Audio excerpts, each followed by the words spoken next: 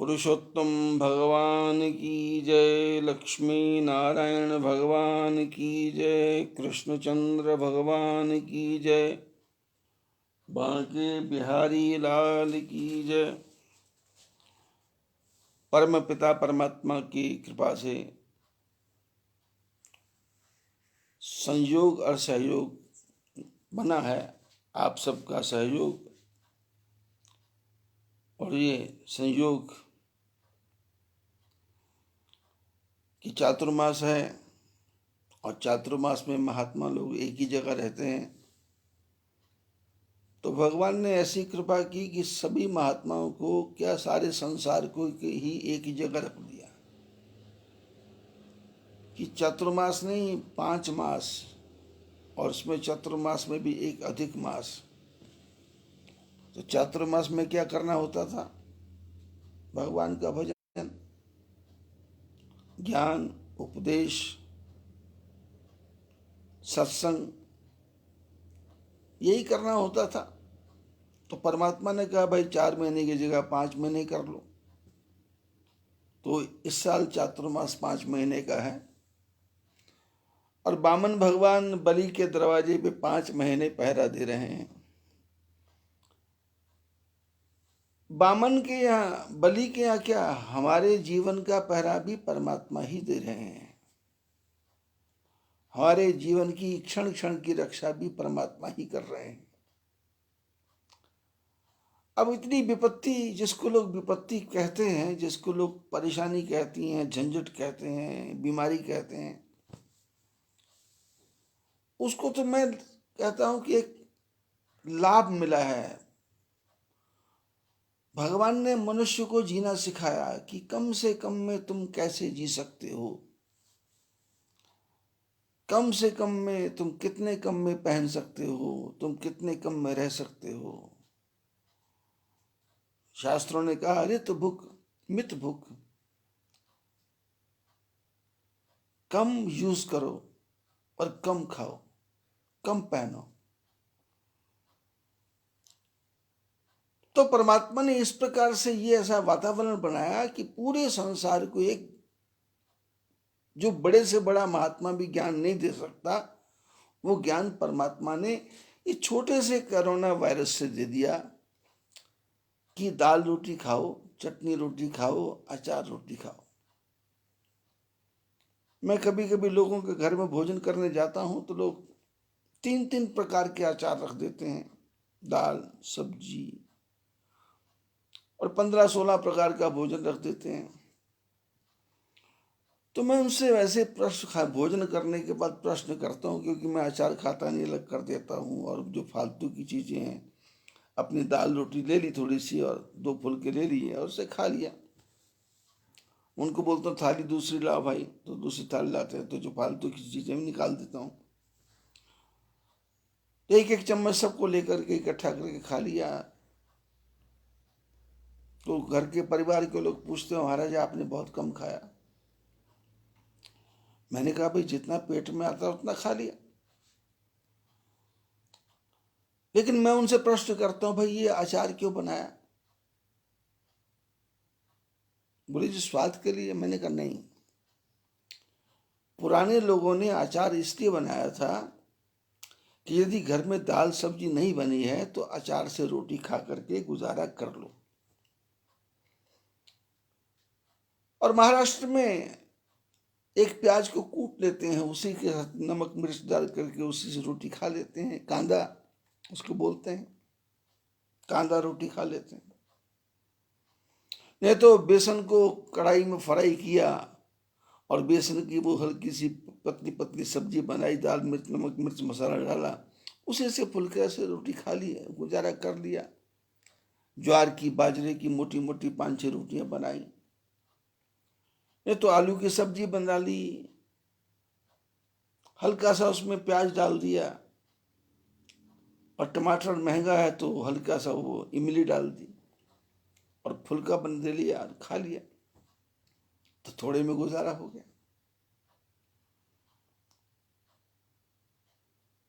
जीवन ऐसे जीना चाहिए है कि जिससे हमारे शरीर का पोषण हो। शरीर अन्नमय है, इसमें अन्न जाना जरूरी है, इसको भूखा नहीं रखना है। लेकिन ऐसा नहीं है कि जीभ के स्वाद के लिए हम पैसे का दुरुपयोग करें, पैसे को फैलाएं। ब्रांडेड जूते पहनना है, ब्रांडेड कैप पहनना है, ब्रांडेड चश्मा लगाना है, इससे कुछ नहीं होने वाला।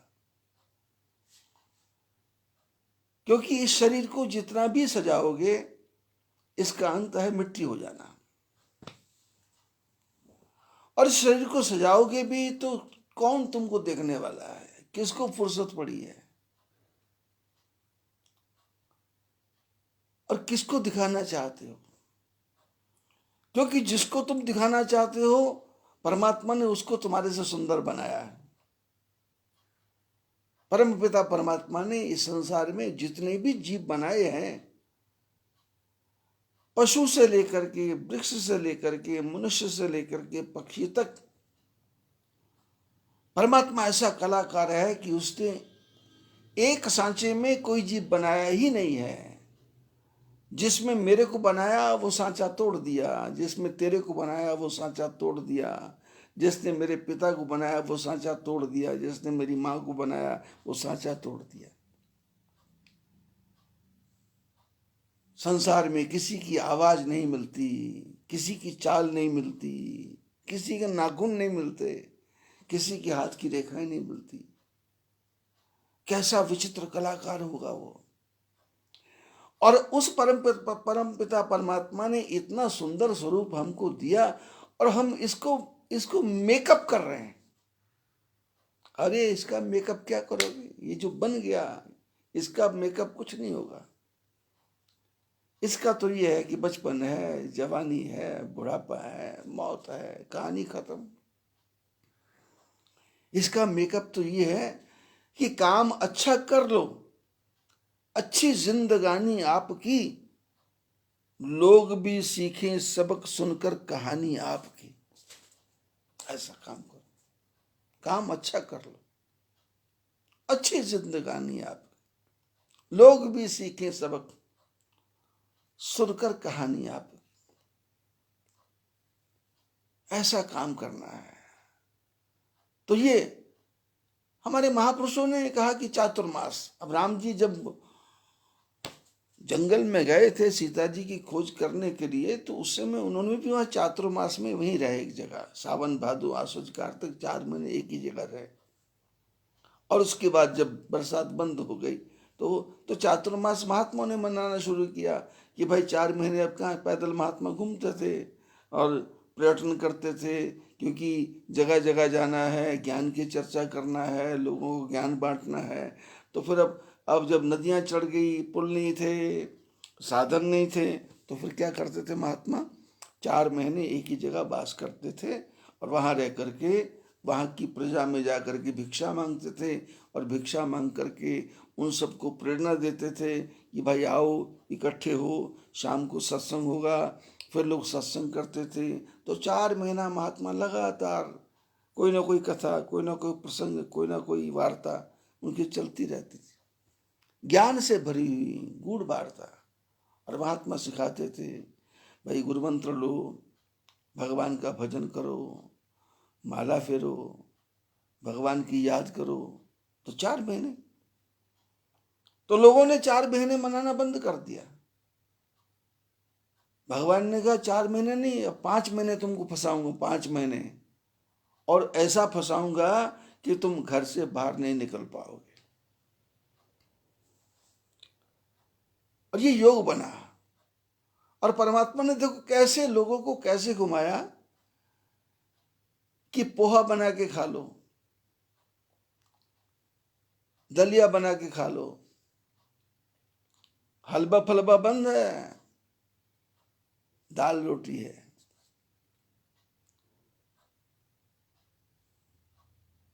चॉकलेट का वो क्या बोलते हैं, वो चॉकलेट का बनाते हैं shake, chikoo shake, mango shake, banana shake. भगवान ने कहा कोई शेक फेक नहीं, बस शेक पानी, चाय पी लो नहीं तो काढ़ा पी लो, बस इसी में काम होगा। ज्यादा तुमको करना है तो भाप ले लो, भाप, गर्म पानी की भाप लो, जिससे तुम्हारा गला खुले, तुम्हारा नाक खुले, तुम्हारा ये जो फुसफुस से फेफड़े, ये सब खुल जाए। थोड़े में गुजारा करो, कम में। और 5 महीने का समय है तो बोले चातुर्मास नहीं, पंचमास करो। करो नहीं, करना ही पड़ेगा, करना ही पड़ेगा। तुमको घर में रहना पड़ेगा। तुमको बाहर यदि निकलना है तो मेकअप करके नहीं, मुंह के ऊपर मास्क लगा के निकलना है।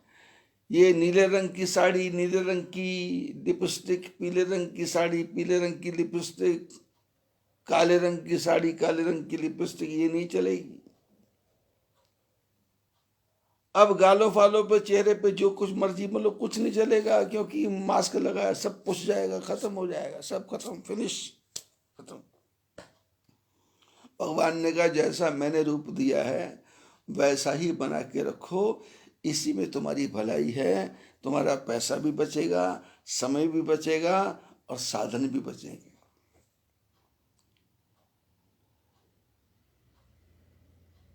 राम जी ने करवाया, और कितना सुंदर वातावरण। लोग घर घर में रामायण पढ़ रहे हैं, घर घर में रामायण पढ़ रहे हैं, गीता पढ़ रहे हैं, भागवत पढ़ रहे हैं, अपने ग्रंथों का ध्यान कर रहे हैं। और हमको आपको भी योग लगा है। आप लोग भी प्रतीक्षा करते हो, इंतजार कब शुरू होगा।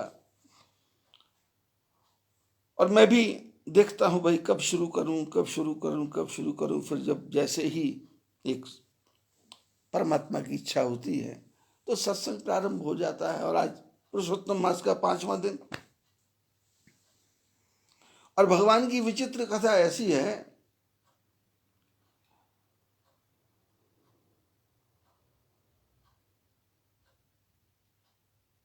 एक बार युधिष्ठिर के मन में जब युद्ध जीत गया, युधिष्ठिर युद्ध जीत गए, बहुत बहुत डीप कथा है। युधिष्ठिर जब युद्ध जीत गए तो उसमें बहुत नरसंहार हुआ, बहुत पाप हुआ, बहुत अपराध हुआ। तो युधिष्ठिर ने ऋषि मुनि से पूछा भाई क्या करना चाहिए। तो लोगों ने कहा भाई ऐसा करो, यज्ञ करो, यज्ञ करो।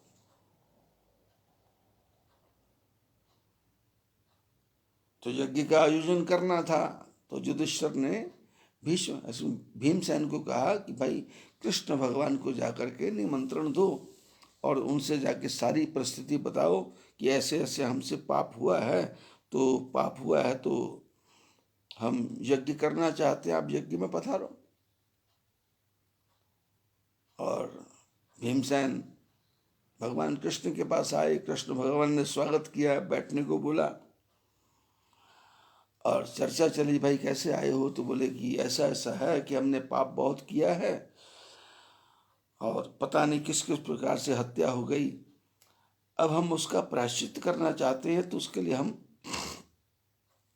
यज्ञ करना चाहते हैं। भगवान कृष्ण बोले भीमसेन से, भाई देखो मैं हूं भगवान, तुम लोगों को पता है मैं परमात्मा हूं, इसलिए ऐसा करो तुम यज्ञ वज्ञ छोड़ो, ये जो तुम्हारे जितने पाप हैं वो मेरे को अर्पण कर दो और मैं देख लूंगा। भीमसेन ने कहा महाराज हम अपने पाप आपको अर्पण नहीं कर सकते। कृष्ण बोले क्यों। अरे तुम्हारी माँ ने तुम लोगों को मेरे अर्पण कर दिया, तुम सब मेरे अधीन हो, मैं तुम्हारा पोषण करता हूँ, मैं तुम्हारा रक्षण करता हूँ। युद्ध में कैसी सहायता की मैंने, युद्ध में कैसे कैसे करके अर्जुन को बचाया, पांडवों को बचाया, और कैसे कैसे मैंने पूरी जिंदगी लगा दी। तो ये काम नहीं कर सकता, ये तुम पाप मेरा अर्पण नहीं कर सकते।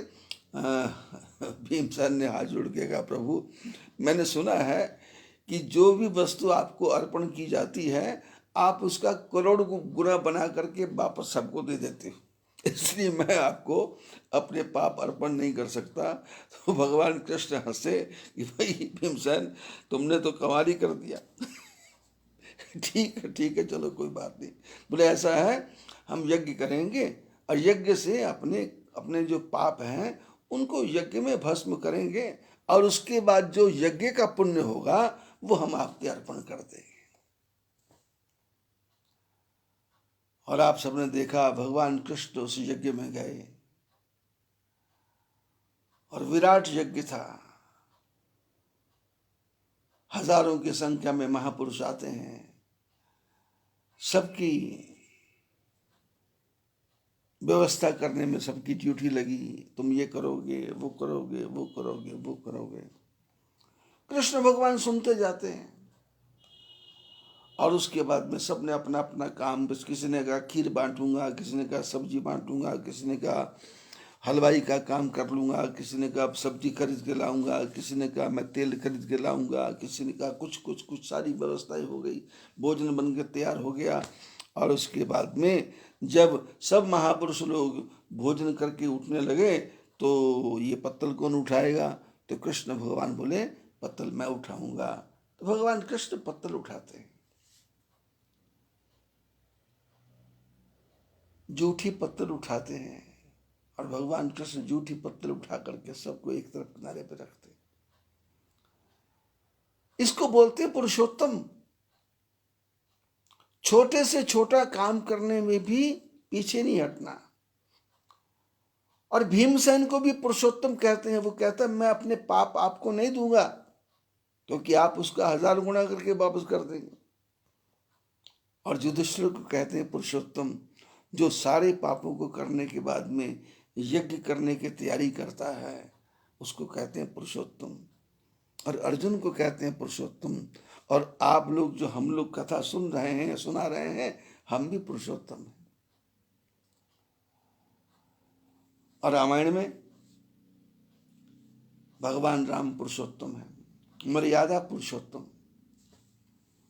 महाभारत में कृष्ण भगवान पुरुषोत्तम योग लिखा है गीता में, पुरुषोत्तम योग। पुरुषों में उत्तम कैसे बनना है, मनुष्यों में उत्तम कैसे बनना है।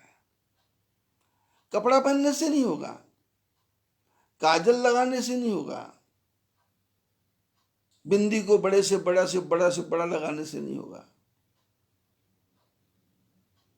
परफ्यूम लगाने से नहीं होगा, tie coat belt pant boot पहनने से नहीं होगा।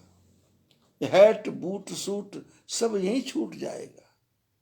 ये माटी का खिलौना माटी में मिल जाएगा। पानी केरा बुदबुदा अस मानुष की जात। बरसात होती है खुले में, यहाँ पर मैदान हो, वहाँ पानी भरा हो, तो ऊपर से बूंदें गिरती हैं तो बुलबुले बनते हैं। तो आप कुर्सी लगा के वहाँ बैठो तो बुलबुले तैरते हैं, और थोड़ी दूर तैरते हैं, फिर बूंद आती वो फट जाता है। ऐसे ही जैसे पानी का बुलबुला। पानी केरा बुदबुदा अस मानुष की जात, देखत ही छुप जाएगा जो तारा प्रभात। प्रभात में आप जब देखें, यदि प्रभात में कभी आप उठे हो तो 4-5 बजे के लगभग, तो पूर्व दिशा की तरफ देखोगे तो जो तारा दिख रहा है देखते देखते छुप जाता है, दूसरा देखते देखते छुप जाता है, तीसरा देखते देखते, जो जो सूर्य निकलता है वो तारा देखते देखते छुप जाता है। तो क्या करना है? बोले सती बनना है, संत बनना है, सूर बनना है, पुरुषोत्तम बनना है। 3 सजावत देश को, सती संत और सूर।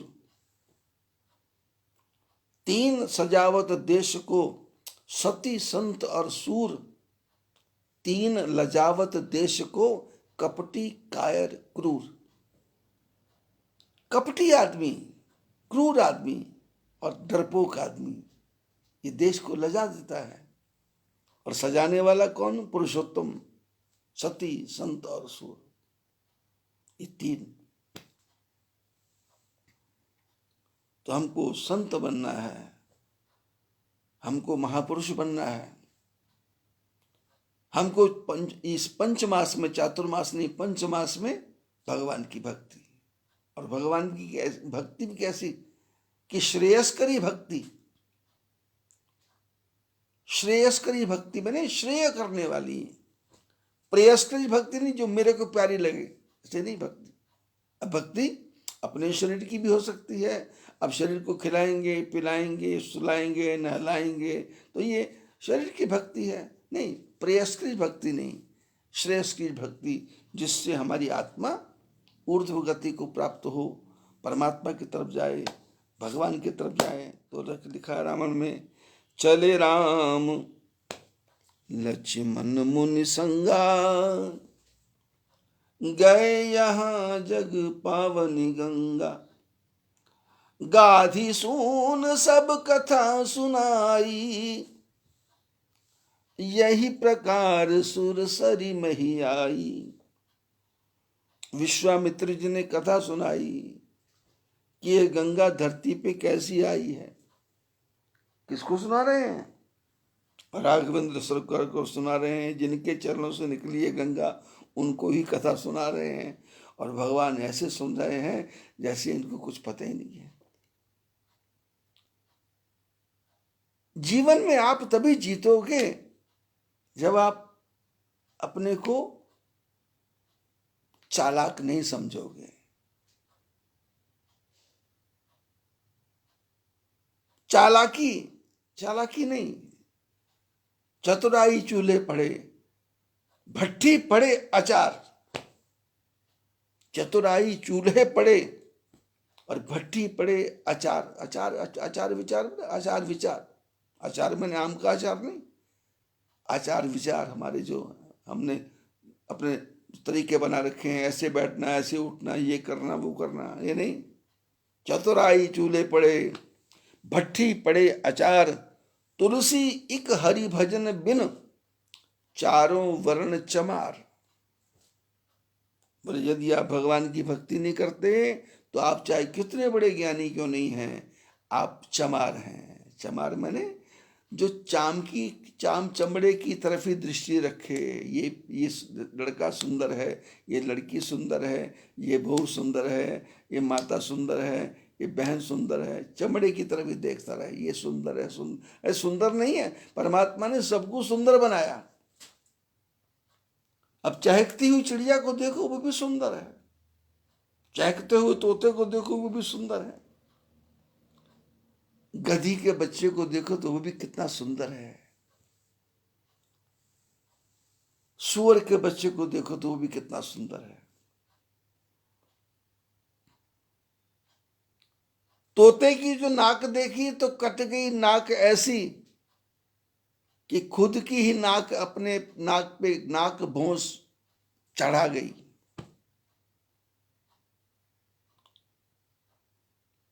और मूर्खता पे बंदा जब इतना इतराया तो गधा बोला, ये तो मेरी चीज थी, तुझे जे कैसे भाग गई। अपनी नाक तोते जैसे देखी, तोते ने कहा, तेरे से तो मेरी नाक है, काहे को इतना इतरा रहा। और आदमी ने कहा, मैं तो महामूर्ख हूं। तो गधे ने कहा, ये तो मेरी चीज थी, तुझे जे कैसे भाग गई। ये तेरे को कहां से अच्छी लगी। परमात्मा ने शेर को बनाया महावीर योद्धा, और हाथी को बनाया मदमस्त चाल वाला। यदि हम किसी की संज्ञा भी देते हैं तो यही कहते हैं कि मोरनी जैसा नाच रहा है, सिंह जैसा चल रहा है, हाथी जैसा चल रहा है। किसी ने किसी को बोला तू आदमी जैसा चल रहा है। किसी ने कहा कि तेरी आवाज आदमी जैसी है। अरे तेरी आवाज कोयल जैसी है। अरे तेरी आवाज तो गधे जैसी है। अरे तेरी आवाज तो कुत्ते जैसी है। किसी ने किसी को कहा कि तेरी आवाज आदमी जैसी है। अरे हम तो संज्ञा देने के लायक भी नहीं है, उपमा देने के लायक भी नहीं है। तेरी आवाज इसके जैसी, उसके जैसी, या तो कोयल, या तोता, या मैना। और चाल बोले हाथी जैसी है, चाल बोले सिंह जैसी है, बोले अकड़ तो इसकी ऊंट जैसी है, लंबा चौड़ा। तो ये उपमा क्या है?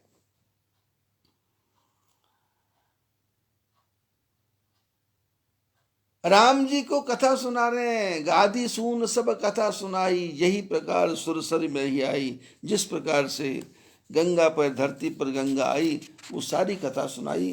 और उस कथा से मैंने विस्तार से सुनाने की चेष्टा की आपको, और काफ़ी दिन लगे, 10-12 दिन की कथा है, और आप लोगों ने ध्यान से सुनी, लेकिन उसको आपको बार बार सुनना पड़ेगा।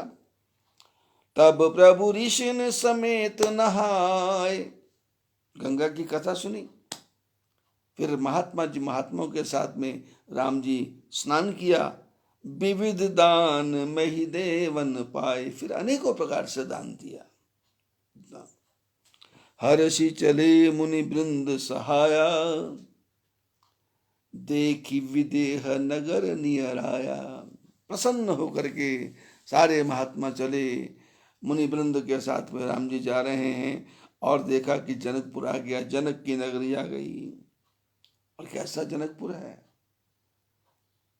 पुर रम्यता जाहि राम जब देखी, हर्षे अनुज समेत विषय की। राम जी, लक्ष्मण जी जा रहे हैं, और वहां जाकर के देखा, सारे शहर की सुंदरता देखी, तो मन में बड़े प्रसन्न हुए। क्यों? बापी कूप सरित सरनाना, सलिल सुधा समम मणि सोपा।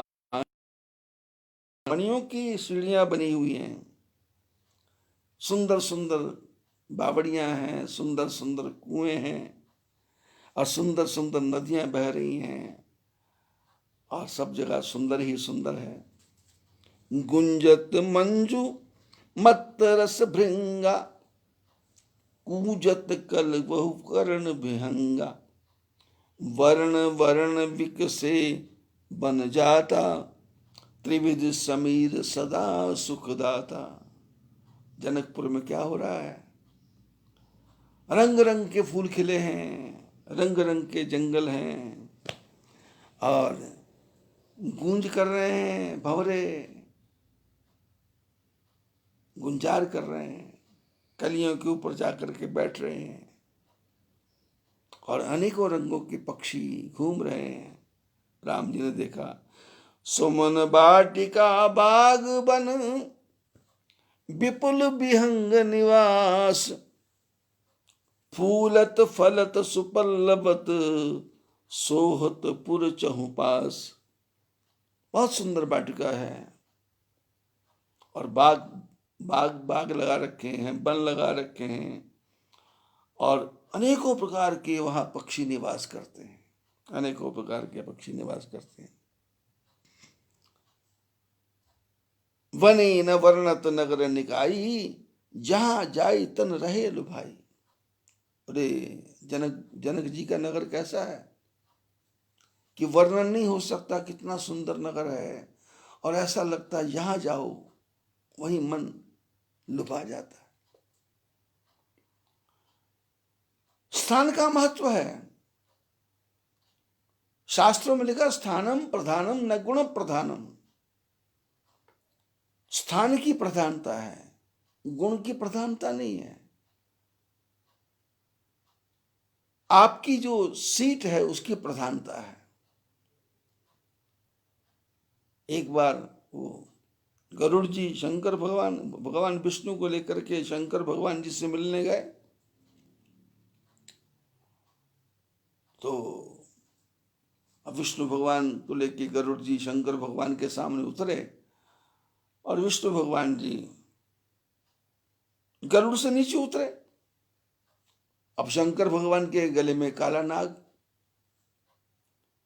तो काला नाग ने देखा कि ये गरुड़ है, तो उसने उसकी तरफ देख के अपना स्वभाव से फुफकारना शुरू कर दिया, फुस फुस करना शुरू कर दिया। तो गरुड़ जी ने देखा कि अरे, तुम शंकर जी के गले में हो इसलिए बचे हुए हो, यदि के नीचे होते तो अभी तक तुम्हारे 25-30 टुकड़े कर देता मैं। स्थानम प्रधानम, तुम स्थान की प्रधानता है, जिस स्थान पे बैठे हो उसके कारण तुम बचे हुए हो, नहीं तो तुम मेरे से बच नहीं पाते, और तुम मेरे को डरा रहे। स्थानम प्रधानम, नैगुणम प्रधान। आप लोगों ने देखा होगा, कभी कभी हम किसी को मिलने जाते हैं किसी के घर, तो वहां के बच्चे बूढ़े सबको देख करके मन बहुत प्रसन्न होता है, हृदय गदगद होता है, मन लगता है। और वो लोग यदि आग्रह करते हैं कि आज की रात यहीं रह जाओ, तो फिर बोलते हैं कि ठीक है आज। दूसरे दिन वो बोलते हैं कि एक दिन और रह जाओ, छुट्टियां हैं, तो बोले 2 दिन रह जाएंगे, 4 दिन रह, 6 दिन रह, मन लगता है। और किसी के घर में जाओ तो वहां पर मन लगता ही नहीं है। वो 10 बार भी बोले और फिर भी बोलते हैं हमको काम है भाई, हमको तो हम जाएंगे, हम जाएंगे, हम जाएंगे, छोड़ देते।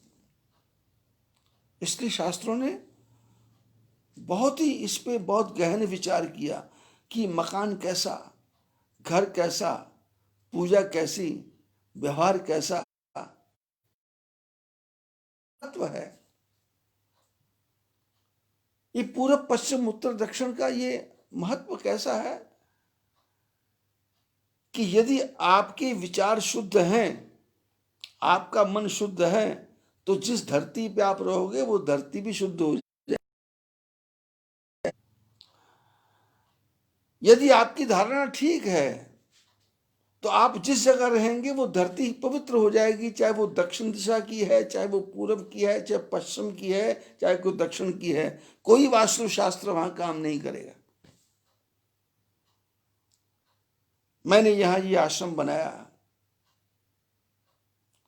संभाव आश्रम, मायापुर, बद्रीनाथ के रास्ते में।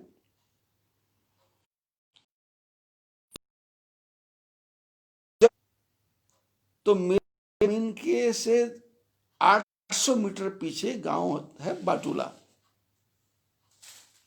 छोटा सा गांव था, ज्यादा पक्के मकान नहीं थे, 32 साल पुरानी बात है। तो जब मैं यहाँ मकान बनाने आया और काम शुरू किया तो लोगों ने कहा कब शुरू करना है, तो मैंने कहा भाई शुरू कर दो। लोगों ने कहा श्राद्ध है, तो मैंने कहा श्राद्ध क्या होता है भाई, चालू करो काम। तो श्राद्ध में मैंने बनाना शुरू किया काम। अब श्राद्ध में काम शुरू किया, 5 मंथ, 5 महीने के अंदर 33 कमरे बना के तैयार कर दिए मैंने। मकान आता, मकान बनता, भवन तैयार हो गया 33 कमरे का। और मई में तो हमने इसका ओपनिंग कर दी। खिड़कियां नहीं, खिड़कियों में पल्ले नहीं थे, दरवाजों में पल्ले नहीं थे, बस वैसे ही चौखटें वैसे ही खड़ी हैं। और उसी में यात्रियों को रोकना शुरू कर दिया, लंगर लगाना शुरू कर दिया। और जो भी गाड़ियां आती उनको रोक रोक के छोले भटूरे, हलवा, पूड़ी, साग, दाल मखनी, राजमा, दिल्ली से हलवाई लेके आए। हमारे एक शिष्य हैं दिवाकर शर्मा, दिल्ली के बड़े ही इंडस्ट्रियलिस्ट हैं, बड़े, अपने साथ हलवाइयों को 5-6 हलवाइयों को लेके आए। अब तो गांव वालों ने आके मेरे को बोला कि आप यहाँ रहते हो, यहाँ मसान रहता है, मसान। तो मैंने कहा भाई मसान रहता है तो मैं भी तो मसान ही हूँ, है? ये शरीर में प्राण है तो ये शरीर है, और शरीर के बाद तो ये मसान ही है, और मसान मेरा क्या बिगाड़ेगा।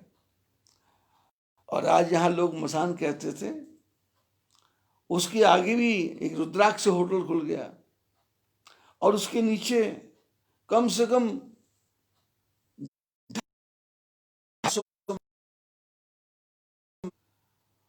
और बाटूला गांव भी हरा, सब जगह पक्के पक्के मकान बन गए, जिसको लोग बोलते थे मसान। उस मसान में 108 गाड़ियां आकर के रुकी, 108 गाड़ियां रुकी, और 2 किलोमीटर लंबा तक भीड़ लगती थी। और दुनिया के लोग देखते थे कि भाई पहाड़ से देखते थे ऊपर, आज इतनी भीड़, आज इतनी भीड़, आज इतनी भीड़। तो उस समय मैंने फोक्स लगाए थे, लाइटें लगाई थी बड़ी बड़ी। तो उस लाइटों से क्या होता था, पहाड़ों की जो पगडंडियां हैं उन सब में प्रकाश फैलता था, और प्रकाश फैलता था तो वो जो शराब पी करके रात को लोग जाते थे घरों को, तो वो सवेरे आके मेरे को धन्यवाद देते थे कि बाबा जी आपका धन्यवाद कि शराब के नशे में पगडंडी हमको ठीक से दिखाई दी, हम घर ठीक पहुंचे। यहां लोगों ने मसान कहा। अरे मसान नहीं है, आप यदि भगवान का भजन करते हैं तो मसान ही आपके मित्र बन जाएंगे। गोस्वामी जी की कथा आपने नहीं सुनी होगी ध्यान से। गोस्वामी जी काशी जी में रहते थे, चित्रकूट में रहते थे। तो चित्रकूट में जब रहते थे तो प्रातः काल शौच क्रिया करने के लिए कमंडल में जल लेके जाते थे, कमंडल भर के। तो शौच क्रिया करने के बाद में जो पानी थोड़ा बच जाता था तो वो आकर के वहां पर एक बबूल का पेड़ था, अब उसमें डाल दिया करते थे। क्योंकि जो महापुरुष होते हैं वो चीज का दुरुपयोग नहीं करते। पानी ऐसे नहीं बहाते, पानी बच गया है तो किसी पेड़ में डाल दो, किसी फूलों में डाल दो, किसी पत्तों बढ़िया सब्जी में डाल दो। आप ऐसे पानी फेंक रहे हो नहीं। आपकी किचन का पानी भी जाता तो उसको इस तरफ से मोड़ो कि आपकी क्यारी में चला जाए, उस क्यारी में जाके उसको तो गोस्वामी जी शौच जाने के बाद में जो थोड़ा सा पानी बचता तो उसको वो बबूल के पेड़ में डाल देते। अब बबूल के पेड़ में डालते तो बबूल के पेड़ में भूत रहता, क्योंकि हमारे शास्त्रों में लिखा है कि जो आत्महत्या करते हैं, जल के मरते हैं, अग्नि में फूंक के मरते हैं, या पानी में डूब के मरते हैं, या किसी उत्पात में मर जाते हैं, वो प्रेत बन जाते हैं, भूत बन जाते हैं। और भूतों को रहने के लिए कौन सी जगह है? बबूल का पेड़, गंदी झाड़ियां, शमी का पेड़, इस प्रकार से जो गंदे पेड़ हैं। पीपल के पेड़ पे भूत नहीं रहता, बरगद के पेड़ पे भूत नहीं रहता। भूत ये जो बेकार के झाड़ियां फड़ियां होती हैं इनके बीच में रहता है, क्योंकि कांटे लगेंगे, उनको कष्ट होगा, उसी में उनको रहना है। क्योंकि कष्ट से मरा है तो कष्ट में आगे कष्ट ही कष्ट मिलेगा, सुख नहीं मिलेगा। वो प्रेत वहां रहता था तो पानी डाला तो संत के हाथ से प्रेत पे पानी पड़ते पड़ते और प्रेत की आत्मा शुद्ध हो गई। और प्रेत एक दिन बोल पड़ा, जब वो पानी डालने लगे तो प्रेत बोल पड़ा कि आपने मेरी इतनी सेवा की है तुलसीदास, क्या चाहिए, तुम मेरे से वरदान मांग। तो गोस्वामी जी ने कहा कि मेरे को कुछ नहीं चाहिए, मेरे को तो बस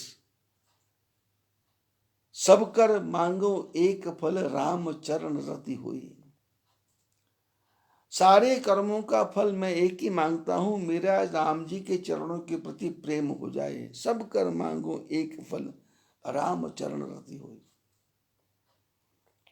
उन्होंने गणपति की वंदना की, गाइए गणपति जगबंदन, शंकर सुमन भवानी के नंदन, मोदक प्रिय मुद मंगल दाता, विद्या वारिधि बुद्धि विधाता, सिद्धि सदन गज वदन विनायक,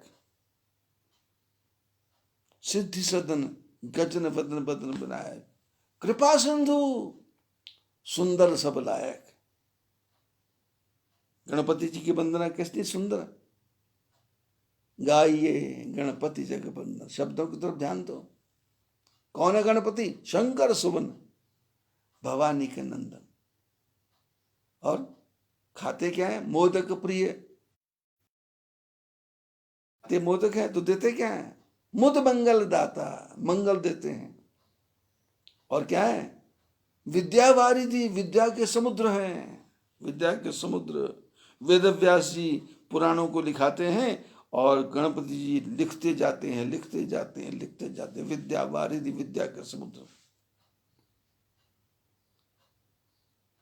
विद्या वारिधि बुद्धि विधाता, बुद्धि को देने वाले।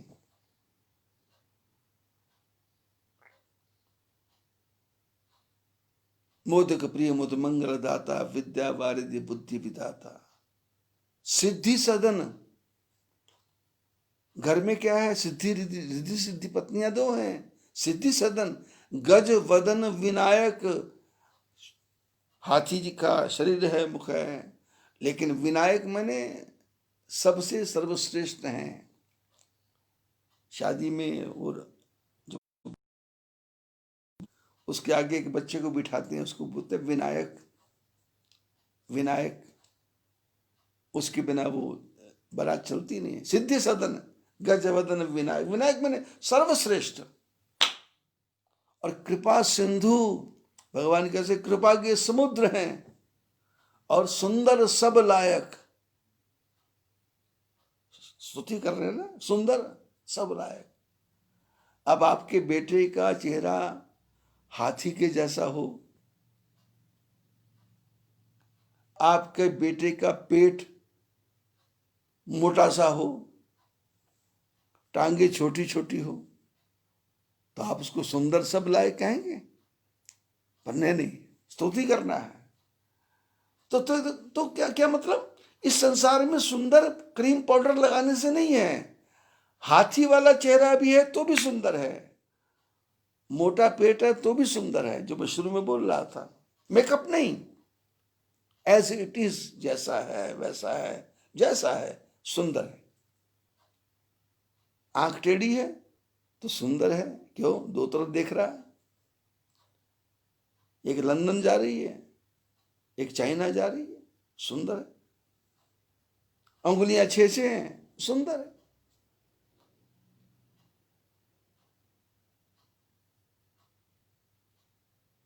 चेहरे पे काला मस्सा हो गया तो सुंदर है। रमेश भाई ओझा कथाकार है, उनके चेहरे पर मस्सा है, तो उससे क्या उनकी सुंदरता कम हो रही है क्या? कृपा सिंधु सुंदर सब लायक। जब जब जब गणेश जी की वंदना की तो गणेश जी खुश हो गए, बोले भाई क्या तुलसीदास क्या चाहिए, क्या मांगता है? अरे बोल बोल क्या मांगता है? तो गोस्वामी जी ने क्या कहा? मांगत तुलसीदास कर जोरे, बसहु राम सिए मानस मोरे। गोस्वामी जी ने कहा बस कुछ नहीं चाहिए प्रभु, ये इतनी पूजा करने के बाद में बस एक ही मेरे को दे दो कि मेरे हृदय में सीताराम जी बसे। तो ऐसे ही वो प्रेत ने कहा, तुलसीदास क्या चाहिए? बोले बस सब कर मांगहूं एक फल, राम चरण रति हुई, राम जी के चरणों में प्रेम हो जाए, बस एक ही फल चाहिए। तो भूत ने कहा देखो यहां तुम सत्संग करते हो, तो उस सत्संग में हनुमान जी आते हैं, बूढ़े रूप में आते हैं, वो तुम्हारे को राम जी का दर्शन कराएंगे। शास्त्रों का कहना है, महात्मा पुरुषों को कहना है, यहां भी सत्संग होता है। वहां हनुमान जी रूप बना करके पहुंचते पहुंचते हैं, वहां रूप बना के पहुंचते पहुंचते हैं। अब देखो मैं इस कमरे में अकेले कथा कर रहा हूं, अकेले कथा नहीं, 15 दिन तक लाखों की संख्या में पितृ घूम रहे थे यहां पर, लाखों की संख्या में पितृ घूम रहे थे। और उसी कथा करते करते मेरी दशा विचित्र हो जाती थी। जैसे मैं पितरों को कथा सुना रहा हूं और मैं पितरों को आनंद दे रहा हूं, और पितृ पितृ पितृ कथा ही मैंने करनी शुरू कर दी। और ठाकुर जी की इतनी अपार कृपा हुई कि बद्रीनाथ, केदारनाथ, गंगोत्री, यमुनोत्री, हरिद्वार में जगह जगह में लगभग लगभग नहीं करते करते 8,000 से ज्यादा ब्राह्मणों के भोजन की व्यवस्था पितृपक्ष में हुई आप लोगों के द्वारा। मैं तो माध्यम था। 8,000 ब्राह्मण, सबकी वीडियो बनी, सबने फोटो भेजी, सबका आनंद हुआ। बस मेरा तो प्रयत्न था कि लोगों को फोन कर देना, फोन करके बता देना ये कर लो, वो कर लो, वो कर लो। और अभी पुरुषोत्तम मास की कथा शुरू हुई है, पुरुषोत्तम मास की कथा शुरू हुई है। तो काठमांडू से 5,100 रुपया किसी ने भेजा, काठमांडू नेपाल से 5,100 रुपया भेजा कि पुरुषोत्तम मास की कथा में दक्षिणा देनी पड़ती है, इसलिए 5,100 रुपया मैं आपके खाते में डाल रहा हूं।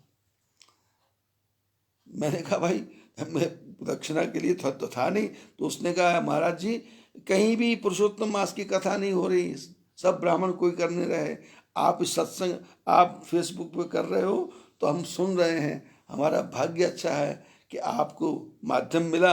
और ये फेसबुक तो नेपाल में भी चलता है, तो मैं भी सुनता हूँ और मेरे परिवार के लोग भी सुनते हैं। तो बोले हमारी दादी जी ने कहा कि महाराज जी को 5100 रुपये भेज दो। और उनका नाम है मोहन प्रसाद घीमिरे, मोहन प्रसाद घीमिरे उनका नाम है, जिन्होंने पैसा भेजा मोहन प्रसाद जी घीमिरे, काठमांडू नेपाल से 5100 रुपये भेजा। तो ये प्रेत ने कहा कि तुम्हारी कथा में हनुमान जी आते हैं और मैं ये एक सत्संग कर रहा हूं, मेरे को लगता है मेरे सामने हजारों लोग बैठे, जैसे वो कहते थे नैमिषारण्य में 87,000 84,000 88,000 90,000 ऋषि बैठते थे, 90 लाख ऋषि बैठते थे। तो लोग मजाक उड़ाते हैं।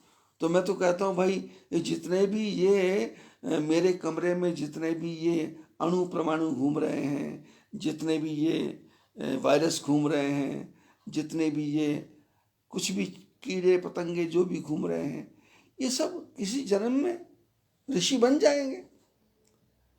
ये भी सब 84 लाख ऋषि हैं, और कौन गिन सकता है गिनती। इस पूरे घर के जितने भी वो जो उड़ने वाली हवा है, उसमें जो उड़ने वाले कण हैं, उनकी गिनती कौन कर सकता है। तो ये सब कौन है? ऋषि।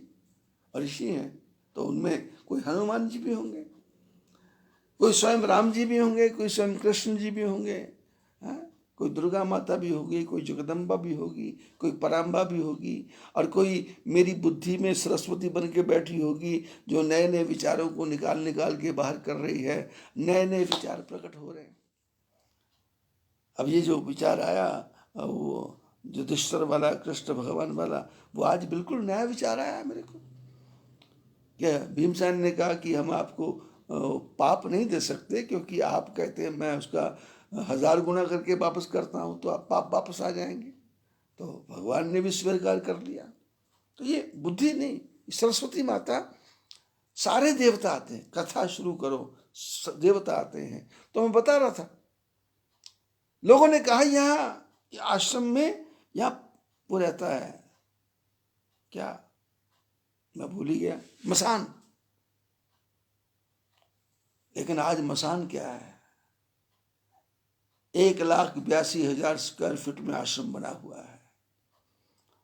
और जो यात्री यहाँ आता है, वो यात्री जब रात को यहाँ रुकता है, रुकने के बाद प्रातःकाल सब यात्री एक ही बात बोल के जाते हैं कि हमने 4 धाम की यात्रा करने आए थे बाबा जी, हम 5 धाम की यात्रा करके जा रहे हैं, ये 5वां धाम आपका आश्रम है, ये 5वां धाम आपका आश्रम है। मेरा हृदय गदगद हो जाता है, क्योंकि यात्री को आते विश्राम मिलता है, यात्री को आते भोजन मिलता है, यात्री को आते साधन मिलता है, और फ्री खाना, फ्री रहना, फ्री आओ जाओ। अब कोई जबरदस्ती करता है कि नहीं हम देंगे, तो फिर वो उनको बोल देते हैं भाई ऐसा कर लो, 50-50 रुपये इकट्ठे कर लो। लेकिन लोग बोलते 50 कम है, तो भाई 100 इकट्ठे कर लो। अब कोई बोलता नहीं कम है, तो भाई 150 इकट्ठे कर लो। लेकिन रुको, यात्री, ये बद्रीनाथ का धाम ऐसा एक विचित्र धाम है, आप लोगों को मालूम नहीं है। 4 धाम की यात्रा होती है, गंगोत्री, यमुनोत्री, केदारनाथ, बद्रीनाथ, विकट यात्रा है। और यात्री अपने घर से एक अपना बजट लेके चलता है, पति पत्नी और साथ में कोई पोता आ गया, बहू आ गई, बेटा आ गया, 4-5 आदमी आ गए, तो लाख रुपया रख लिया। लेकिन लाख रुपया रखने के बाद गंगोत्री गए, कुछ बीमारी हो गई, हॉस्पिटल भर्ती हो गए, केदारनाथ गए, घोड़ा करना पड़ गया, यमुनोत्री गए, घोड़ा करना पड़ गया। तो बद्रीनाथ आते आते सब लोगों की जो पैसे की पोजीशन है वो 0 हो जाती है। आज से 25-30 साल पहले एटीएम कार्ड कहाँ था? जगह जगह पैसे की व्यवस्था कहाँ थी? आज तो व्यवस्था है, लेकिन फिर भी अभी लोगों को प्रयोग करना नहीं आ रहा। तो अपना जो आश्रम है, ये आश्रम बनाने का उद्देश्य 26 बार मैंने बद्रीनाथ की पैदल यात्रा की और चारों धाम की यात्रा की।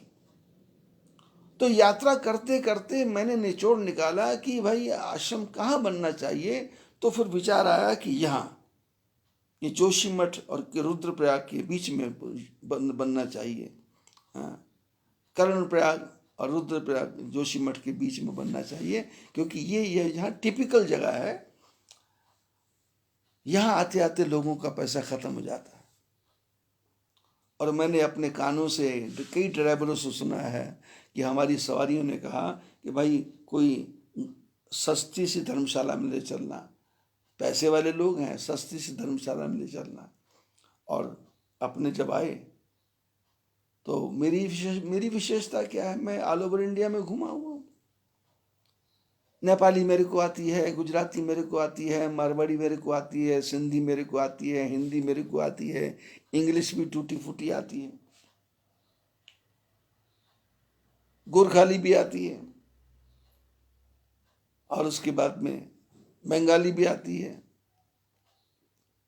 थोड़े बहुत कन्नड़ के शब्द भी आते हैं, थोड़े बहुत तेलुगु के भी आते हैं, थोड़े तमिल के भी आते हैं, और पंजाबी तो अपनी घर की भाषा है, उर्दू भी आती है। तो इतनी भाषा आने के बाद में जब यात्री आता है, तो जो यात्री जैसा आता है उसी की भाषा में बात करता हूँ। तो उसकी भाषा में बात करने से उसको लगता है कि मेरे ही देश का आदमी है। तो फिर वो बोलता है कहाँ के हो? अब मैं तो कहाँ का हूँ भाई, इस जन्म में मैं पैदा हो गया फगवाड़ा, लेकिन पिछले जन्म में मैं नेपाल में भी हो सकता था। तो फिर मैं उसको बोलता हूँ आप कहाँ के? बोले नेपाल। बोले मैं भी नेपाल का। अरे कहाँ क्या छ तिम्रो घर क्या छ? बोले नेपाल। क्या छ घर? धरान। अरे विराटनगर छौमा। तो ऐसे बात करते उसके अंदर एक ऐसा प्रभाव पड़ता है कि उसको लगता है कि जैसे प्रदेश में कोई अपना मिल गया, और बड़े प्यार से जगह मिलती है और खुली जगह मिलती है, लाइट की पूरी व्यवस्था है, पानी की पूरी व्यवस्था है। फिर उसके बाद में रास्ते भर में जो उसको प्रॉब्लम हुई, जो उसको ट्रबल हुई, जो उसको परेशानियां हुई, फिर उसको 1.5 घंटा सत्संग में बिठा करके सत्संग के अंदर उनकी सारी समस्याओं का समाधान 1.5 घंटे के अंदर अंदर हम कर देते हैं। और करने के बाद में गरम गरम चावल, दाल, सब्जी, रोटी सब तैयार, और वो किसी को पता चलता नहीं बना कब और कहाँ बन रहा है। 500 आदमी हो, 1000 हो, 15,000 हो, 1500 हो, 2000 हो, 3000 हो, 2 घंटे में भोजन तैयार, और गर्मा गर्म भोजन फटाफट फटाफट। क्योंकि आश्रम में हाल इतना बड़ा है कि 700 आदमी एक साथ बैठ सकते हैं।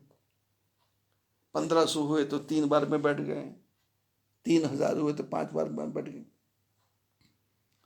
फटाफट फटाफट भोजन हो जाता है, और गर्मा गर्म भोजन, फुल्का, दाल, सब्जी, पूरे रास्ते में पूड़ियाँ खाते खाते, आलू की सब्जी खाते खाते, और बेकार का भोजन करते करते आदमी का पेट भी खराब, दिमाग भी खराब।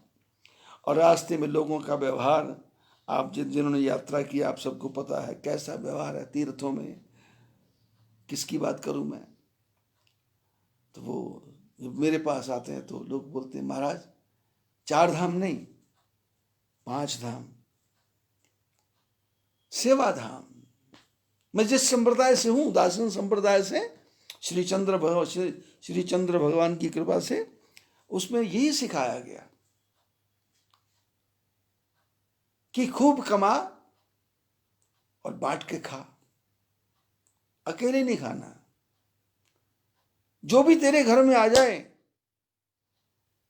उसको हाथ जोड़ के भोजन कराना है, क्योंकि अपनी ही तकदीर का खाता है दुनिया में बशर। तेरे घर में आके खाए या कि खाए अपने घर। इस संसार में जो भी आदमी भोजन करता है वो अपनी किस्मत का करता है। वो तेरे घर में खाए या अपने घर में खाए, उसकी किस्मत का है। तेरे घर में आके खाया, उसका तो शुक्र गुजार कर।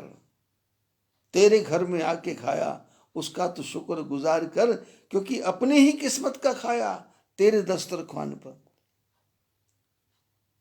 तेरे रसोई में बैठ, दस्तरखान बोलते हैं कि बैठने की जगह, ये कश्मीरी शब्द है दस्तरखान, उर्दू शब्द है दस्तरखान, मैंने जो पट्टी बिछाते हैं, तो वहाँ पर वो कालीन की पट्टी बिछाते हैं तो उसको दस्तरखान बोलते हैं।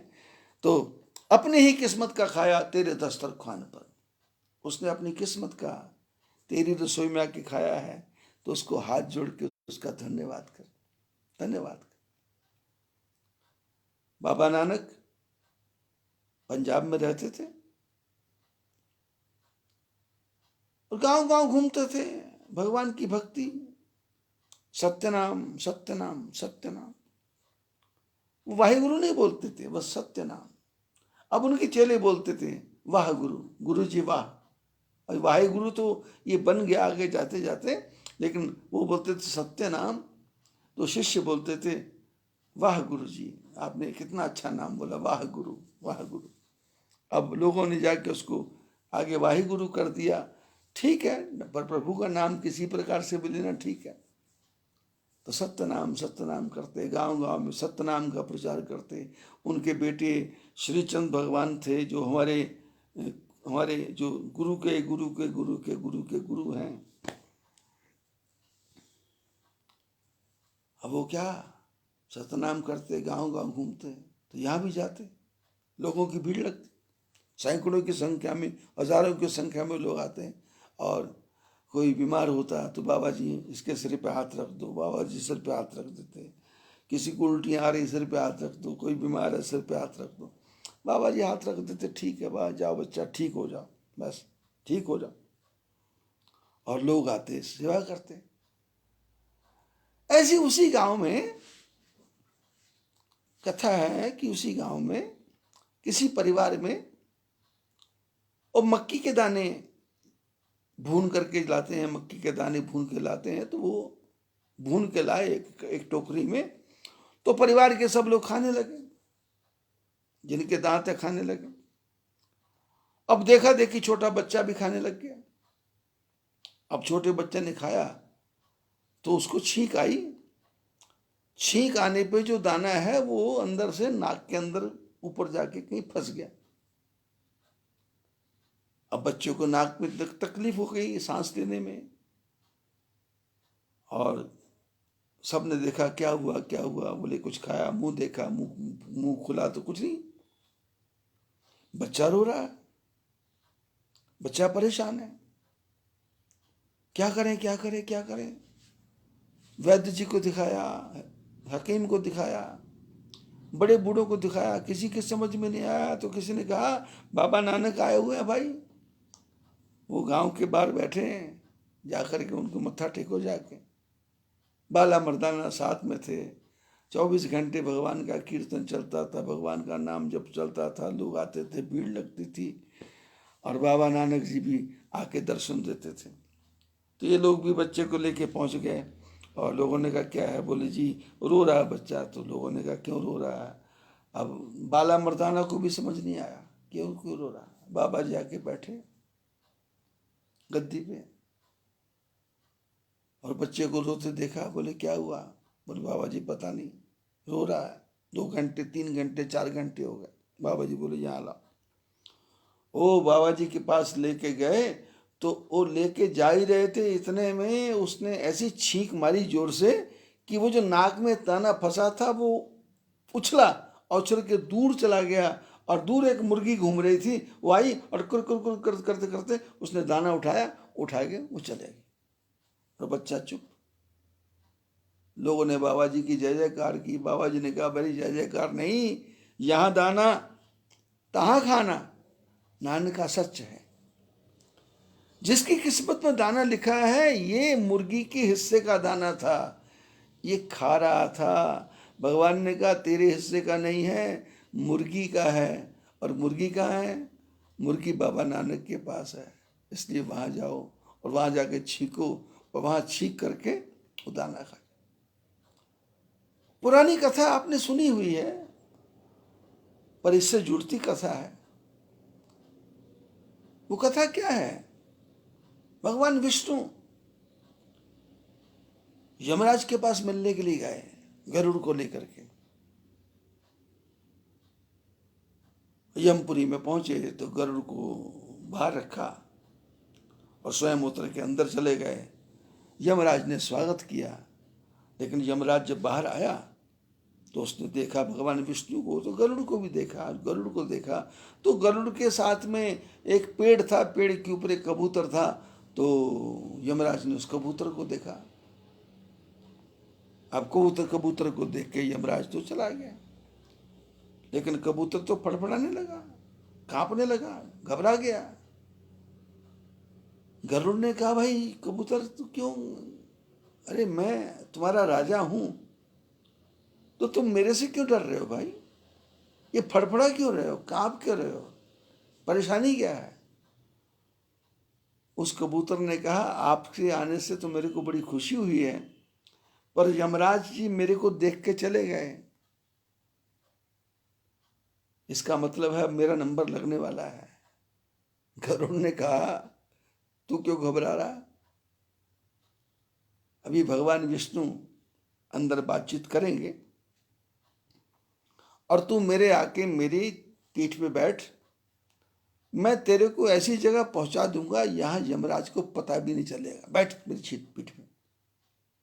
कबूतर तो डरा हुआ था, ये फट गरुड़ जी की पीठ पे बैठा, और पीठ पे बैठा तो हजारों किलोमीटर समुद्र के पार गरुड़ जी ने इस कबूतर को पहुंचा दिया, और 5 मिनट में गरुड़ जी वापस, कबूतर को वहां छोड़ के गरुड़ जी वापस। कबूतर निश्चिंत होकर उस पेड़ पे बैठा हुआ है, और गरुड़ जी आए, और ठाकुर जी विष्णु भगवान बातचीत करने के बाद में यमराज से बाहर आए, और स्वागत सत्कार जो कुछ होना था हुआ, और राम राम श्याम श्याम जो भी उस जमाने में होती होगी वो सब हुई, और उसके बाद में विदा किया गया, भगवान विष्णु को विदा किया गया। तो विष्णु भगवान गरुड़ में बैठे तो यमराज ने आके गरुड़ जी को कहा, गरुड़ जी आपका बहुत बहुत धन्यवाद, आपका आभार। अब गरुड़ ने सोचा कि मैं विष्णु भगवान को लेके आया हूं, इसलिए ये मेरा आभार प्रकट कर रहे हैं, मेरा धन्यवाद कर रहे हैं। तो गरुड़ जी ने कहा, आप मेरा धन्यवाद क्यों कर रहे हो? ये तो मेरा फर्ज है, मेरी ड्यूटी है, मेरा कर्तव्य है, मैं वाहन हूं, मालिक यहाँ कहेंगे लेके जाएंगे। यमराज ने कहा, मैं इसलिए आपका धन्यवाद नहीं कर रहा, मैं तो धन्यवाद दूसरे कारण से कर रहा हूं। गरुड़ जी ने कहा, और क्या कारण है? बोले, इस पेड़ के ऊपर एक कबूतर बैठा हुआ था, अब नारायण भगवान आए हैं तो मेरी ड्यूटी है लोगों को मौत देना, लोगों को मृत्यु देना। तो उसकी मृत्यु का समय हो गया था, और मैं विचार कर रहा था कि इसकी मृत्यु हजारों मील दूर समुद्र के पार एक पेड़ के ऊपर है, यहाँ एक बिल्ली बैठी है, वो कबूतर को खाएगी, मैं इसको वहाँ कैसे पहुँचाऊँगा? आपने मेरी समस्या का समाधान कर दिया, और आपने उस कबूतर को वहाँ पहुँचा दिया, और उसका काम खत्म हो गया, और उसकी आत्मा वो सामने देखो वो गेट पे खड़ी है अपनी हाजिरी लगाने के लिए। गरुड़ जी सुन के तो एकदम हतप्रभ रह गया कि ये क्या हुआ, मैंने जीवन कैसा? आप यहां बैठो, आप यहां रहो, आपके शरीर की ऐसी सुंदर आभा होनी चाहिए, आपके एक एरा ऐसा होना चाहिए, आपके शरीर की किरणें ऐसी होनी चाहिए कि जिन किरणों के साथ रह करके आपके चारों तरफ का विकास हो।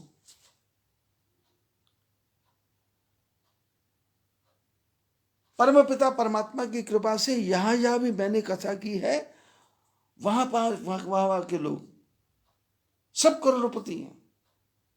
आप रुठियाई जाके देखेंगे,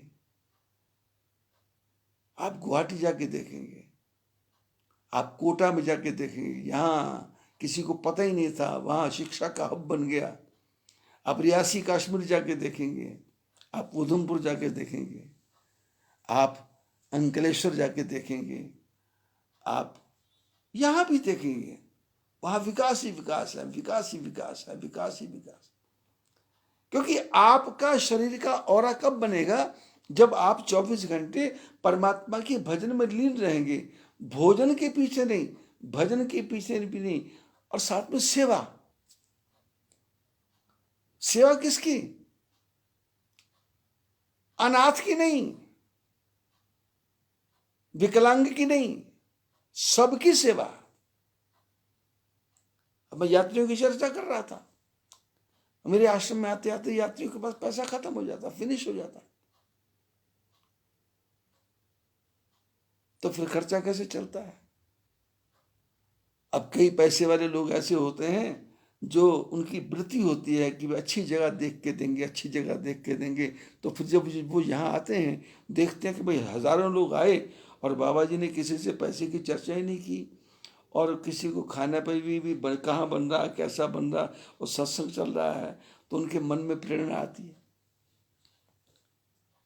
तो 40-42 आदमी बस में होते हैं। अब 42 में से मान लो 40 ने पैसा नहीं दिया और 2 आदमी ने ही 1100 रुपये दे दिया, तो मेरे पास तो 2200 रुपये आ गए, मेरा तो खर्चा निकल गया, मेरे को क्या लेने देना।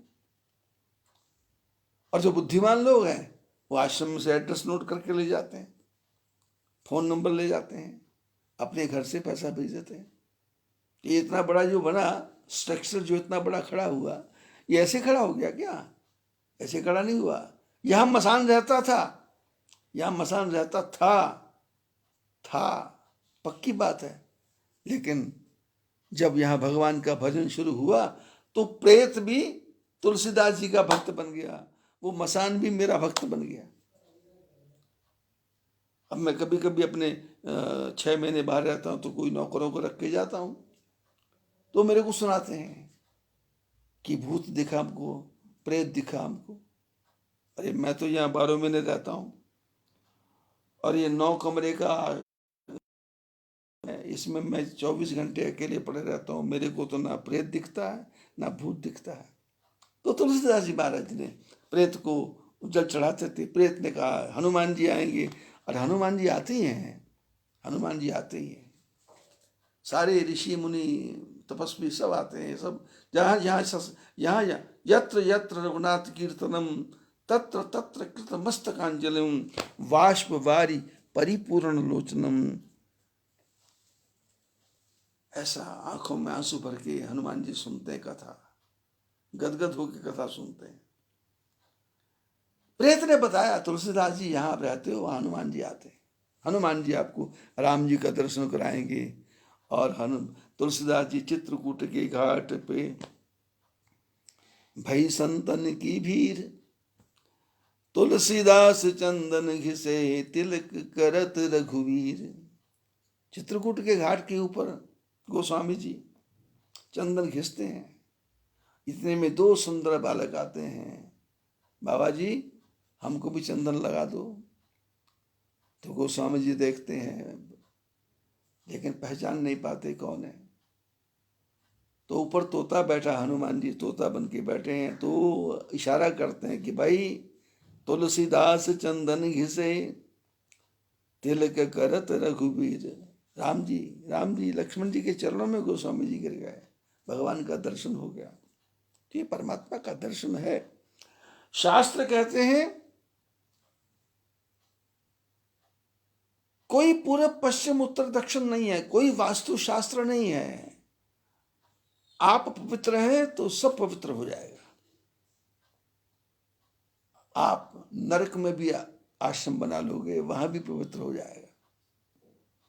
जनक महाराज के जीवन की कथा है, जनक महाराज के जीवन की कथा है कि वो बगीचे में घूम रहे थे, तो बगीचे में फल फूल लगे थे, तो गाय खा रही थी, तो जनक जी ने गायों को भगा दिया। अब लोगों ने कहा गाय को भगाया है जनक, तुमको तो गऊ को दुख देने का पाप। अब जनक महाराज की मृत्यु का समय हुआ।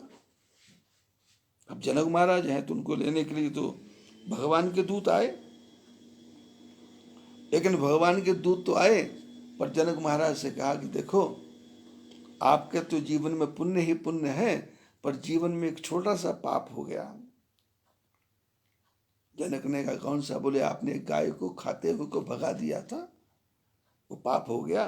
तो आपको नरक में नहीं जाना है, पर नरक के रास्ते से होकर के फिर आपको स्वर्ग में जाना है। जनक ने कहा कोई बात। अब जनक महाराज को लेकर नरक में गए तो जनक महाराज के शरीर में इतना तपस्या, इतना ज्ञान, इतना उनके अंदर एक प्रकार से उनकी अंदर से शक्तियां निकल रही थी कि वो चारों तरफ फैली। तो नरक में जो हाहाकार मचा हुआ था, लोग तड़प रहे थे, रो रहे थे, पिट रहे थे, जान निकल रही थी, हाय हाय हो रहा था, एकदम शांति हो गई, शांत शांत। भगवान के दूतों ने देखा कि शांति कैसी।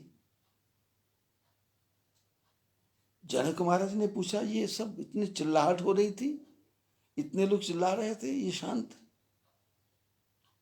तो इतने में एक देवदूत ने कहा कि जनक महाराज आपके जीवन की तपस्या का फल है, आप आए तो नरक के जीवों को भी शांति मिल गई, चलिए स्वर्ग की तरफ। जनक ने कहा ना, मेरे को स्वर्ग नहीं जाना। अरे मेरे रहने से इतने लोगों को शांति मिलती है तो मेरे लिए तो यही स्वर्ग हो गया, मैं तो यही रहूंगा, मैं नहीं जाऊंगा।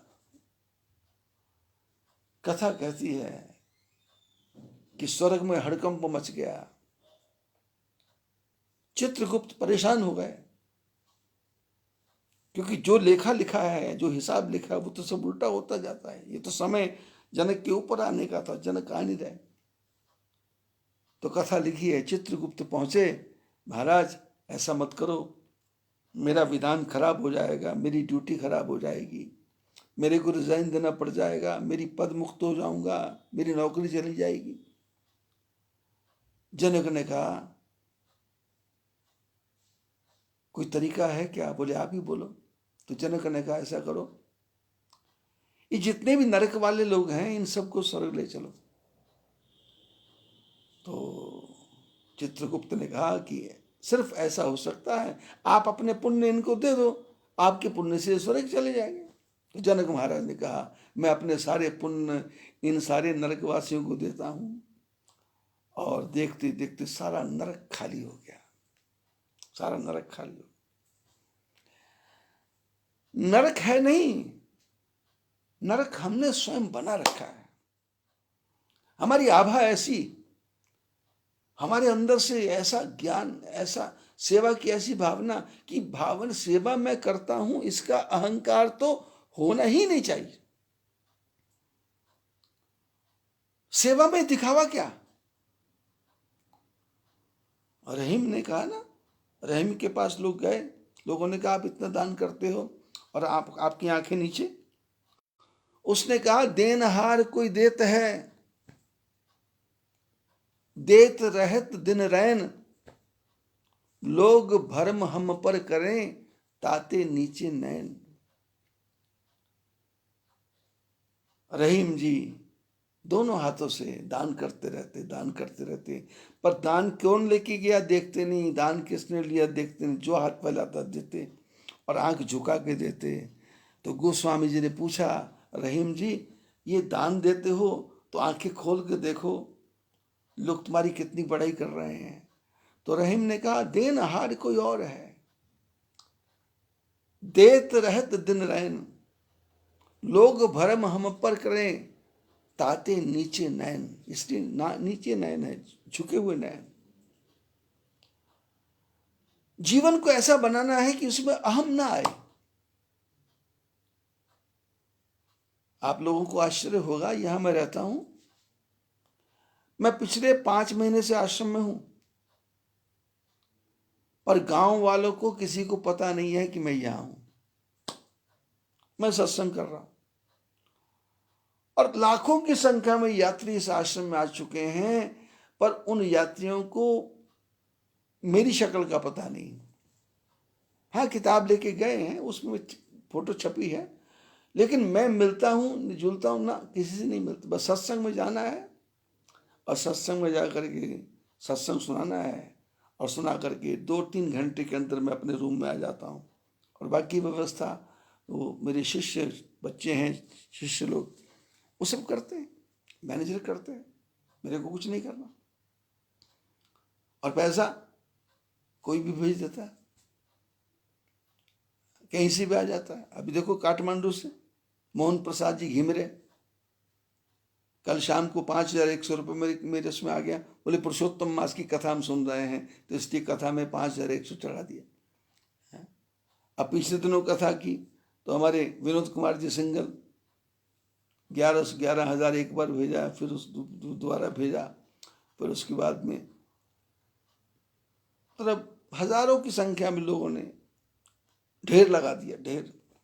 कहीं जाना नहीं है, कहीं आना नहीं है। पैसा, लक्ष्मी तुम्हारे पीछे आएगी, लेकिन तुम नारायण को पकड़ के रखो। और हम क्या करते हैं, लक्ष्मी के पीछे नारायण को छोड़ देते हैं, नारायण को भूल जाते हैं, फिर लक्ष्मी को गिनने लग जाते हैं। बैंक में भी लक्ष्मी, तिजोरी में भी लक्ष्मी, तकिए के नीचे भी लक्ष्मी, और पॉकेट में भी लक्ष्मी, वॉलेट में भी लक्ष्मी, और फिर वो क्या बोलते हैं एटीएम कार्ड में भी लक्ष्मी। और 24 घंटे उसी को गिनना, कितना कम हो गया, कितना ज़्यादा हो गया, कितना कम हो गया, कितना ज़्यादा हो गया, लक्ष्मी लक्ष्मी लक्ष्मी नारायण। तो भगवान ने कहा तुमको मेरी याद नहीं आएगी, इसलिए मैं पुरुषोत्तम मास बना देता हूँ। अब पुरुषोत्तम मास में क्या होगा, तुमको पुरुषोत्तम पुरुषोत्तम याद आएगा। वैसे तो लोग कहते थे मल मास मल मास मल मास मल मास मल मास, क्योंकि सारे काम ठप हैं। तो लोगों ने कहा बेकार का महीना यार, ना शादी ना ब्याह, कुछ नहीं कर सकते, तो मल मास गंदा मास। तो किसी ने कहा नहीं अधिक मास, मैंने अलग, मैंने 5 की जगह 6 उंगलियां हो गई, भद्दा लग रहा है। 2 ओंठ की जगह 3 ओंठ हो गए, भद्दा लग रहा है। एक आंख की जगह इधर और खुल गई तो भद्दा लग रहा है, बेकार। बोले नहीं, भगवान ने कहा चिंता मत करो, अधिक मास मतलब मास, मैं तेरे को अपना नाम देता हूँ, तू पुरुषोत्तम मास है, पुरुषोत्तम पुरुषों में उत्तम। तेरे इस महीने में जो प्राणी एक बार नाम स्मरण करेगा, उसको लाख बार जप करने का फल मिलेगा। अधिकस्य अधिकम फलम, अधिक मास में अधिकस्य अधिकम फलम, जितने अधिक मास में जितना अधिक करोगे उसका उतना अधिक फल मिलेगा। एक बार जप करोगे, लाख बार जप करने का फल मिलेगा। 1 रुपया दान करोगे, लाख रुपए दान का फल मिलेगा। कई लोग इस महीने में ब्राह्मणों को वस्त्र देते हैं, छाता देते हैं, जूता देते हैं, पंखा देते हैं, हाथ पंखा देते हैं, नमक मिर्च मसाला गुड़ देते हैं। मेरी आपसे प्रार्थना है कि जो भी ब्राह्मण हो उसको ये छाता, जूता, खड़ाऊं ये मत दो। इन सब का जो पैसा बनता है वो पैसा उसको कैश में दे दो, उसका हृदय गदगद हो जाएगा और वो आपको भरपूर आशीर्वाद देगा। कपड़ा आप लेने जाएंगे, कुर्ता पजामे का कपड़ा लेने जाएंगे तो सस्ते वाला लोगे, जो बढ़िया वाला लोगे तो 600-700 का हो जाएगा, और 300 रुपया सिलाई लगती है, 900 हो गया। अब जूता जो है 300-400 से कम क्या होता। तो ऐसे मेरे हिसाब से यदि आपने अधिक मास में दान करना है, तो मेरा कल बात हो रही थी दार्जिलिंग में, एक हमारी नेपाली माता है वहाँ भी दार्जिलिंग में, वो बोल रही थी कि मैं वो 35 चीज़ें 30 चीज़ें दान करती हूँ। 30 मतलब ये वो कटोरियाँ, 30 वो डब्बे, 30 ये अधिक मास में, तो मैं वो 30 का जो है वो पैसा आपको भेज दूँगी। तो ऐसे ही 30 वस्तुओं का दान करने का, क्योंकि 30 दिन तक एक एक चीज़ करके तो लोग 30 टोकरियाँ दान कर देते हैं, और 30 दिन तो प्लास्टिक की डिब्बियाँ बना कर दे देते हैं। और क्या वो मारवाड़ियों में चलता तेरे हुंडा अलग है, लेकिन ये अधिक मास में 30 वस्तुएं देने का विधान है, ऐसा शास्त्रों का विधान है। तो मेरी प्रार्थना है कि 30 वस्तुएं ना दे करके उसका पैसा, कोरोना काल है, इस समय जितने भी ब्राह्मण हैं वो सब संकट में हैं, बहुत कष्ट में हैं। उनके पास में अपना घर का गुजारा करने का पैसा नहीं है, तो कम से कम 2100 रुपया उस ब्राह्मण को आप अपनी तरफ से देंगे। 3100 देंगे तो और भी ज़्यादा गदगद हो जाएगा। और सामान देंगे तो सामान किसी काम का नहीं है, घर में भरा पड़ा हुआ है। नमक, दाल, घी, लोग गुड़ देते हैं, नमक देते हैं, मिर्च देते हैं, हल्दी देते हैं, मसाला देते हैं, और वो जनेऊ देते हैं। अलग अलग परिपाटियाँ हैं, लेकिन मेरा मेरा अपना विचार है, और आप लोगों को अच्छा लगेगा कि यदि आपके पास पैसा है तो 2100 रुपया, 3100 रुपया ब्राह्मण को दान करो, तो उससे उसका हृदय भी गदगद हो जाएगा और उसका 1 महीने का गुजारा चल जाएगा। यदि कोई 4-5 मिल करके उसको दे देते हैं तो 15,000 रुपया हो गया, तो 2-3 महीने तो बेचारा अचार रोटी खा ही लेगा, और फिर आपको हृदय से आशीर्वाद देगा। तो ऐसा करना है। और एक भजन जो हम रोज गा रहे हैं पुरुषोत्तम मास के कारण, उस भजन को गाते हैं। श्री राधे गोविंदा गोपाला तेरा प्यारा नाम है। श्री राधे गोविंदा गोपाला तेरा प्यारा नाम है। गोपाला तेरा प्यारा नाम है, नंदलाला तेरा प्यारा नाम है। गोपाला तेरा प्यारा नाम है, नंदलाला तेरा प्यारा नाम है। श्री राधे गोविंदा गोपाला तेरा प्यारा नाम है। मोर मुकुट पीतांबर सोहे गल बैजंती माला।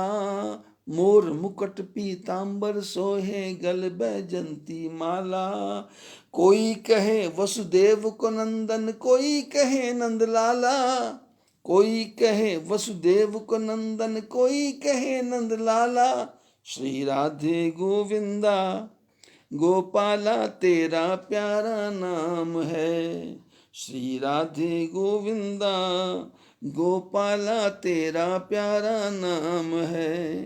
गोपाला तेरा प्यारा नाम है, नंदलाला तेरा प्यारा नाम है। गोपाला तेरा प्यारा नाम है, नंदलाला तेरा प्यारा नाम है। श्री राधे गोविंदा गोपाला तेरा प्यारा नाम है। द्रौपदी ने तुम्हें पुकारा साड़ी आन बढ़ाई। द्रौपदी ने तुम्हें पुकारा साड़ी आन बढ़ाई। नाम को लेकर विष को पी गई देखो मीराबाई। नाम को लेकर विष को पी गई देखो मीराबाई। श्री राधे गोविंदा गोपाला तेरा प्यारा नाम है। श्री राधे गोविंदा गोपाला तेरा प्यारा नाम है। गोपाला तेरा प्यारा नाम है, नंदलाला तेरा प्यारा नाम है। गोपाला तेरा प्यारा नाम है, नंदलाला तेरा प्यारा नाम है। श्री राधे गोविंदा गोपाला तेरा प्यारा नाम है। जो जन भजन करे ना भाई, जन्म वृथा है खोता। जो जन भजन करे ना भाई, जन्म वृथा है खोता। राम नाम से गणिका तर गई पढ़ा पढ़ा के तोता। राम नाम से गणिका तर गई पढ़ा पढ़ा के तोता। श्री राधे गोविंदा गोपाला तेरा प्यारा नाम है। श्री राधे गोविंदा गोपाला तेरा प्यारा नाम है। गोपाला तेरा प्यारा नाम है, नंदलाला तेरा प्यारा नाम है। श्री राधे गोविंदा गोपाला तेरा प्यारा नाम है। बोलिए कृष्णचंद्र भगवान की। अभी मेरे मोबाइल पे दूसरे पे आया है, कोटा राजस्थान से एक सिंधी परिवार है राधा तनवानी, उन्होंने अभी अभी 3100 रुपये डाला है। और नंगल से अनिल माली उसने 3100 रुपये डाला है। और नाम है ये